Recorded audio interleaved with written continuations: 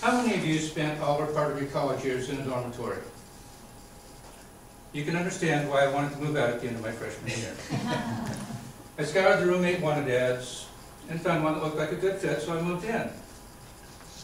The only problem was my new roommate was a female, and that did not sit well with my mom. A few weeks into the term, we invited her over to show her that everything was on the up and up. We were having a nice evening, we had dinner, but as the evening wore on, she kept asking more and more pointed questions about the nature of our relationship. I was getting angry. Finally I said, "Mom, knock it off. For the last time, Jenny and I are just roommates." Well, Mom went home that evening, satisfied that she'd found the answer to her question. The next morning, Jenny noticed that her favorite picture was missing from the bookcase in the living room. My anger came back full force. I picked up the phone, said, "Mom, I'm not saying you did, and I'm not saying you didn't. But the fact is, somebody took Jenny's picture, and you're the only one that was here." There was a pause on the other end. Mom replied back in a very calm voice, "Son, I'm not saying she is, and I'm not saying she isn't. But the fact is, if Jenny was sleeping in her own bed, she'd know where the picture is." Is honesty always the best policy? Had that story been true, I'm sure that my mom would have been far more upset by the fact that I'd lied to her than any relationship I was having with my roommate. Honesty definitely would have been the best policy. But sometimes situations are a little more complicated. When my sister and her husband were going to get married, they moved in together a few months ahead of time. They were open and honest about their living relationships. But that really hurt my dad. He was really upset with that. It caused a rift between my sister and my dad that lasted for several years, even though they'd always been very close. Thinking back, I think it might have been better had they kept their living arrangements to themselves until after the wedding. There would have been a lot less pain involved. During that period, my sister invited the whole family over to her place to celebrate my daughter's birthday. My dad, of course, stayed home and stewed. My daughter kept saying, "Daddy, why isn't Grandpa here?" And everything was all convoluted.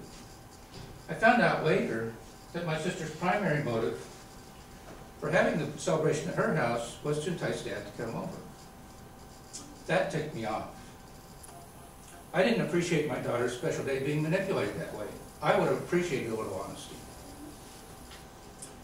I'm sure that each of you, some point in your life, has been faced with a decision between telling the truth and hurting someone's feelings, or telling a lie and sparing them. I'm sure also that all of you have at one time or another told that white lie because you thought it was the right thing to do. This dilemma between telling the truth and telling the lies has been with us for ages. And I think that stems partly from the fact that over the years, the words honest and truthful have become synonymous. In fact, the root of the word honest is honor. And honor means acting with integrity by doing the right thing. Imagine yourself in Nazi Germany in 1940. The Gestapo comes knocking on your door, demanding to know the whereabouts of your Jewish neighbor. Would you tell the truth and give them up? Or would you lie to protect them? Few of us would think that telling the lie was not the honorable thing to do. That's not to say that sometimes you need to tell the truth, even if it hurts someone. But brutal honesty is just that, brutal. And how many of you think that brutality is honorable? One of the stories we like to tell our children as a lesson in honesty involves the young George Washington. Did George really chop down that cherry tree and confess to his angry father? As one historian puts it, the answer probably lies somewhere between, is there a Santa Claus? And does the Easter Bunny live on Easter Island? That story is not true. But that doesn't detract from its value as a morality lesson for our children. Is honesty always the best policy? I think not. But acting with honor is. So ladies, feel good about yourselves the next time you tell a little girl, yes, Virginia, there is a Santa Claus.